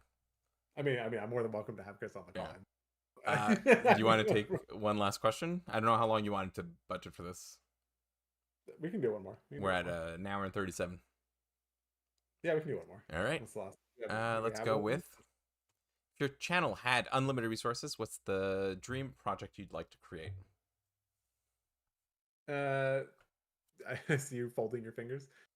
Something that we've been working very very slowly and tirelessly on is like a whole campaign setting our own world, which we are finally actually developing because we are going to be running some game in the future that will actually utilize it. But I've always wanted to do that. Most importantly, I've always wanted to run like a monster book as well. That's always been an absolute dream of mine. So if I had like the time to sit down and create unique monsters and create a whole world with that would be absolutely phenomenal. I do not have the time and resources. Fortunately, Julia is doing an incredible job. So when you see this wonderful world that he's creating, you can all thank Julio and not. But it will be hopefully good. It'll be fun. It'll be unique. We have some very fun ideas. So I'm hoping it all pans out. Yeah, campaign setting would be. I think that's most people's dreams. On it, at least it's mine. I think we all have our own reasons for playing this game and what we prefer or like what we gravitate towards. And mine is like world building and creative writing and the creative aspect of it. And so like a campaign setting would be amazing. And we've, as Jeremy said, like I think we started and we may actually publish something at some point soon. Eventually, yeah. But it's funny to me that the unlimited resource for both of us, it's not money. It's not creative energy. It's just time. Right? It's like if this question could be, if your channel had unlimited time to do whatever you wanted, what would you do? I find that hilarious. Straight up, for real though. and you are way more of a numbers person than I am, and so it makes sense that you'd want to put out like a bestiary of some sort. Oh, I love it. Yeah, that would be like my pinnacle book. I would love to put out a bestiary. That's like goals. Yeah, right. If only we could be kids again, and not adult, and not have full-time jobs, and not have to buy groceries, and you know, the stuff we could do. But I will toot your horn and say that if it wasn't for my unlimited resource, would it also include the drive to actually finish things? My diligence in to finish projects is nil, and I think that's been Jeremy's like one of his strongest suits growing up, is that his drive and his dedication, once he sets his mind to something, his follow through is really impeccable. And so it is the reason that you guys get a video every week, is because that is just who Jeremy is. If it was me, you would be getting 3 in 1 week, and then a month and a half later a video, and then maybe a year later you get another video. Oh my goodness. Yeah, no, that is the one thing. Better or worse, maybe my drive is sadly misplaced, but at least it will be done. It might suck. Yeah. No, it'll be good. I mean, which kind of plays into one of the other questions before of like, how many videos are you ahead in? 0. Yeah. The man was writing a script for his weekly video as he was getting surgery the next day. That is true. That did happen. He was in the hospital, literally on a hospital bed.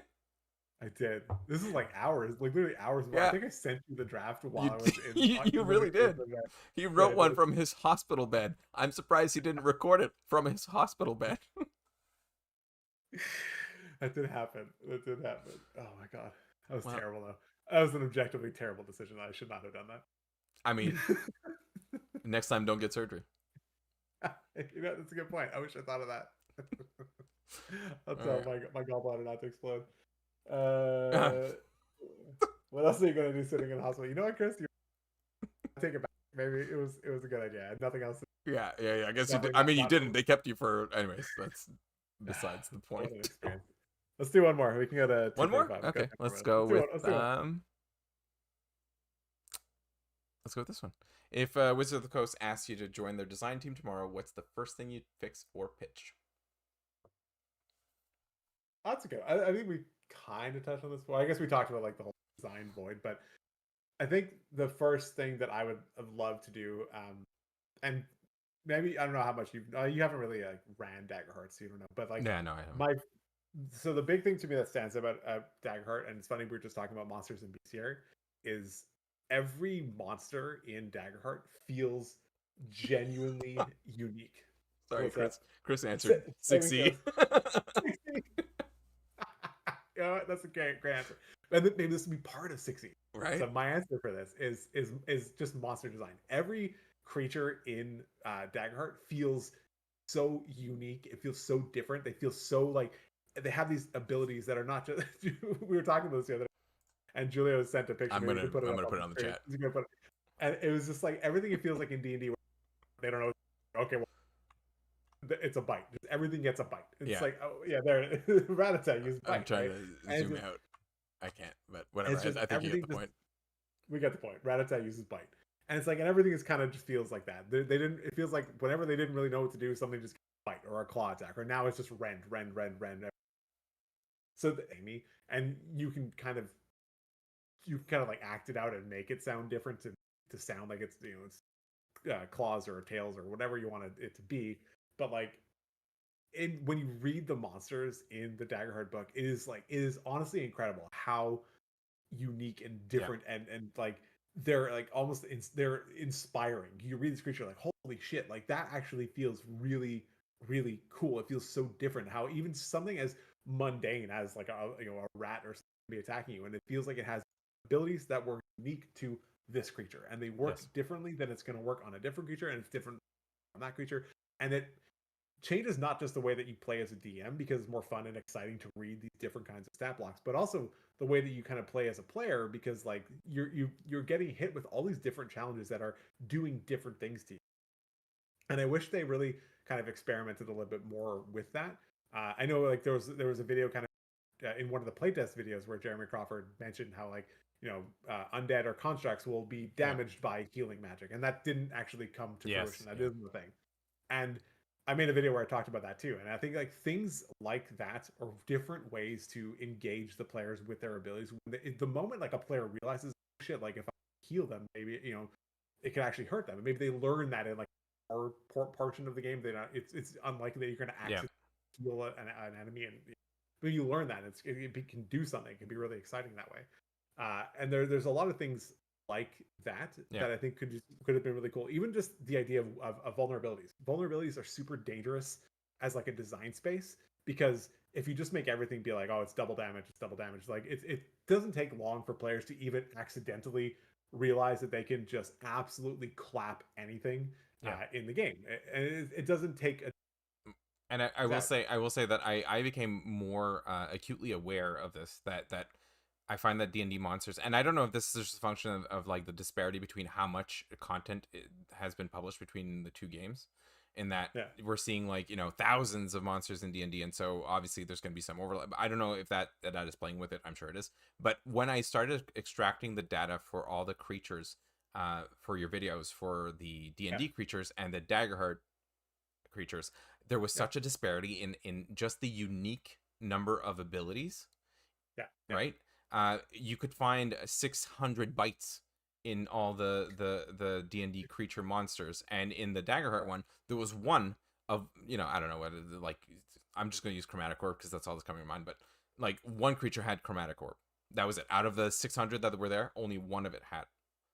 And so it does seem like there is more flavor being built into the creatures rather than the yeah, modular design that Wizards of the Coast seems to do. Like it sometimes feels like they have a master list of all the abilities, all the spells, all the abilities and status, or yeah. yeah, you get what I'm saying. No, it And does they're feel like that. just like picking and choosing which combination will create a new monster. Yeah, that's pretty much exactly what it feels like. It feels like they have a master list that they just kind of copy pasta Yeah, and they sort of go with that. Whereas like Daggerheart, it feels like they took what would what would this creature do, and then they create an ability.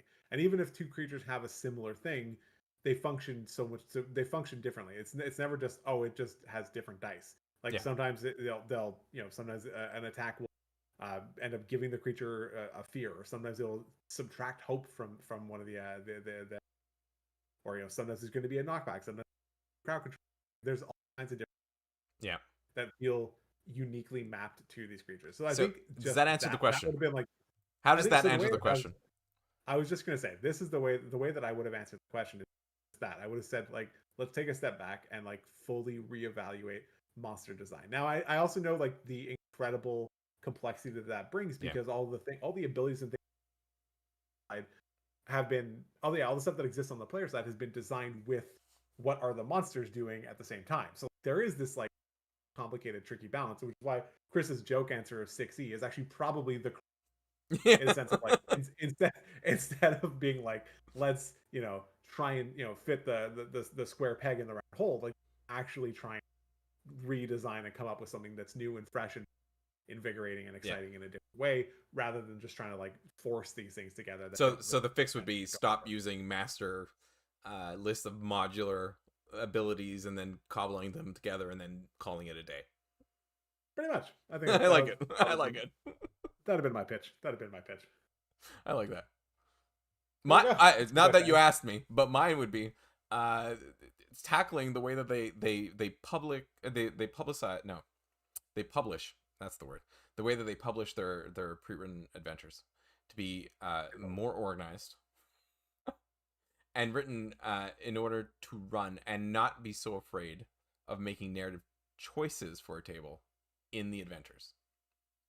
And I think we talked about this recently. We talked about that with my Mad Mage thing. We talked about that. I was like, I wish that they did that, because sometimes it feels like they go out of their way to to like avoid making narrative choices for a table, and that kind of makes it so that a DM can do anything, and that can be really overwhelming at times. And that lack of structure and that lack of guidance and that lack of direction makes it harder to write an adventure. There we go. Oh, what's that? Can you please do a vid about the combat XP table? I feel like it's not that good. All right. Chris is holding a clinic in chat. The real question is, who's using XP? Yes, that's I don't even use XP. I was gonna say. Yeah. That's the real question. There's a question for you for your poll. Yeah, I did know I've already done that. Yeah, it was yes, you really did. Yes, low. It was really, really low. It was like 6% or something. It just, I feel like in this day and age, it no longer really makes much sense unless you're running something like a West March type of campaign. I could see that being a bit more, important. There's two ways to look at it. I think there's like people are they're using XP, but I think the bigger part of it is the XP table is used as like a metric for like building, for encounter building. Yeah. For where it's like there's like a budget that you can allocate to a party for like what's a deadly, easy, medium, hard encounter. So I think that's kind of what they're looking at it from. And I don't think 2024 really came with enough. I mean, there was a table, but like there was people were, I think, expecting a lot more out of like the like how to create encounters for using 2024 monsters, because like so much change, they are a lot more deadly than they used to be, but we didn't get any updated guidance or guidelines for it. So I think like if that's probably the root of the question. Oh, they said more. Yeah, okay, so he's talking about the encounter. Yeah, so exactly what I Yeah. Pretty much exactly. So yeah, it's exactly what I said. And it's there probably is a bit of a missed opportunity there, especially with did change, despite the fact that I wish more changed in 2024. I think there was probably a missed opportunity where a lot more could have been done. Talking of unlimited resources and channel direction, wouldn't this be a great topic for the thing that we've been kind of brainstorming, the persuasion check segments? Yeah. Like, how do you fix this? And then you and Chris come in and you both come up and design your own system as to how to fix it, and then we have people vote on it and see whose solution is better. No, Chris is right though. Ironically, the solution to the encounter problem is the opposite of what I pitched, which is true. See, because the more I would love to put you two in a room and hear you guys debate your sides of this. That would be I don't highly think it's very much engaging of for me. I don't think there's much of a debate. I think it's just like an objective truth where it's like the more complex and like abstract your monster design gets, the more challenging it becomes to have a refined That's true. table. Like these things are like inversely proportionate, right? Where it's like, yeah, where if you have things that are you know what every single thing is going to look like, Yeah. it becomes much easier to have a very set, defined list of like, this is exactly what this is worth. This is exactly, but we have like, in Daggerheart only has like 300 monsters or 250 monsters, and it has like probably a couple thousand unique Yes. abilities. Yeah. It becomes very challenging very quickly to to grade all those. And then what happens when there's like three together? How weigh all of them and then balance all that? So yeah, Vibes, man. it Vibes. just straight vibes the whole time. Yeah, exactly. Yeah. He's just saying exactly what I'm saying. That the variance makes it incredibly difficult to balance, and that's 100% true. I Like agree. that Yeah. there's Yeah, I wouldn't want that job. I would not want whoever is trying to balance and like whoever came up with the CR algorithm. I would not want their job for the Daggerheart material. I think that would be completely overwhelming to do, and try and like find some sort of weighted metric for each freaking ability would be a lot. But as a player, I want the Daggerheart creatures.